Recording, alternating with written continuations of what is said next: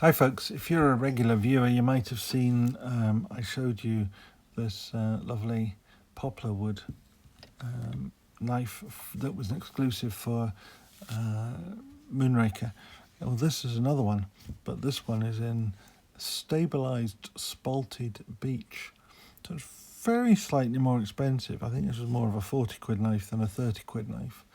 Might have even been slightly more than that, but that's because it's stabilised. Stabilised wood, you can't have the sort of grain patterns in the wood and not have it stabilised, because these would just form cracks and would break. But because it's stabilised, it's fine. What do I mean by stabilised? Well, stabilised is usually effectively soaked in an epoxy resin for a period of time.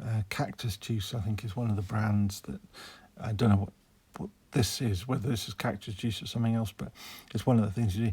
You usually then put it either under pressure or in a vacuum in order to drive out all of the air and the water from it and replace the gaps left with the resin. Some manufacturers of particularly high quality stabilized wood do a vacuum and a pressure system to really get the cactus juice in there, and then you harden up that resin and you're away, and you've got a good solid material that gets all the lovely patterns but without the weaknesses inherent in such a thing. So this is quite a nicely made knife actually.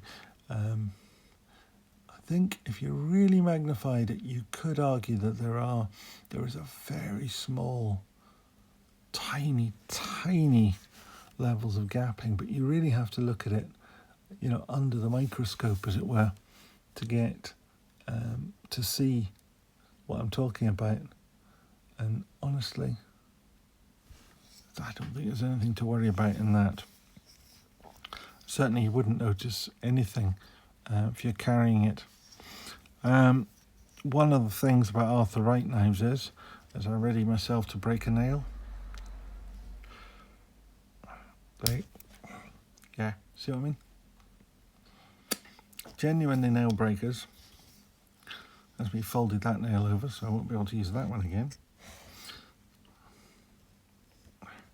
Now, as an everyday carry knife, I think that's a problem.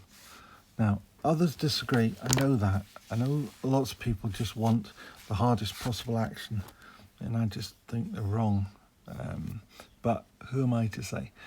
Good shine, good polish to this blade actually. Arthur Wright generally do a sort of semi-high polish, which is ideal for the price point at which they're selling.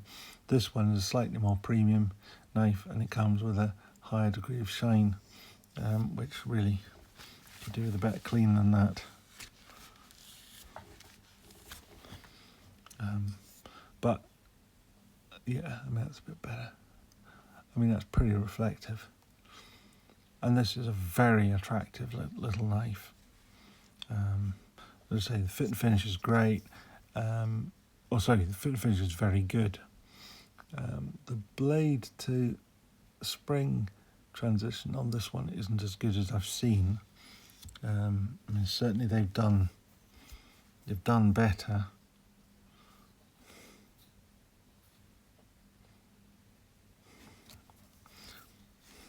Can't use that nail, you see.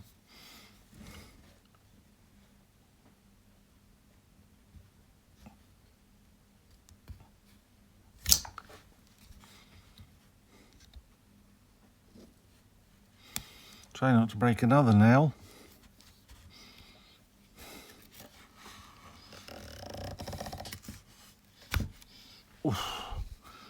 See that I just think that action is just too heavy.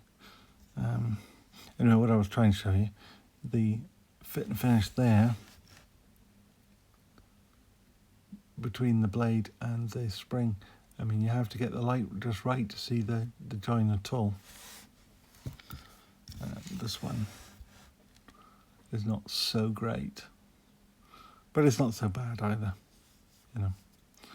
But it's perfectly reasonable.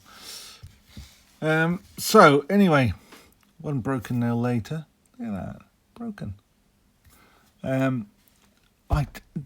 I like these knives. They're pretty, they're nice to carry, nice to use, but honestly, I think that blade action is just a little bit stronger than is strictly necessary, and causes me some degree of difficulty. Still, I like this knife, and I will continue to collect them as long as I've got nails to open them. If you like the stuff, please give it a thumbs up, and if you want to see some more, then subscribe, and remember to ring the bell if you want notifications. Thank you. Goodbye.